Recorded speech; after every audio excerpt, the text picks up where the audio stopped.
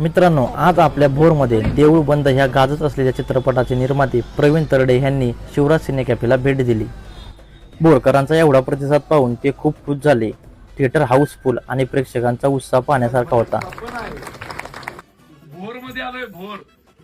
शेती इकायची नसते, शेती राखायची असते।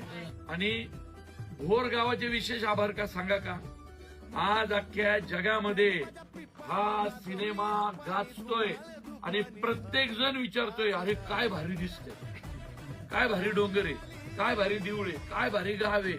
ते म्हणजे कळलं ना, म्हणजे आपला अख्खं भोर असेल, निगुडगर असेल, पार प्रत्येक गावात आम्ही जे गेलोय, बरोबर की नाही। भोरमध्ये तब्बल 35 वर्षापासून सिनेमागृह नव्हते। चित्रपट पाहण्यासाठी लोकांना पुण्याला शिरवळला जायला लागायचं, पण शिवतरेंची डेअरिंग, कुटवळांची साथ आणि सुरू झालं थिएटर। आता भोरमधील लहानपासून ज्येष्ठापर्यंत सर्वांना जवळच पिक्चरचा आनंद घेता येतो। भोरकरांचे हे प्रेम आणि प्रतिसाद पाहून प्रवीण तरडेंनी समाधान व्यक्त केलं। आज तुम्ही एवढे संख्येने आला त्याबद्दल धन्यवाद। लगेच सुरू नका करू, सगळे लोक बाहेर जाऊ द्या, लोकांना पुन्हा शांत होऊ द्या, मगच सुरू करा, नाहीतर का सीन लय महत्वाचा आहे पुढचं।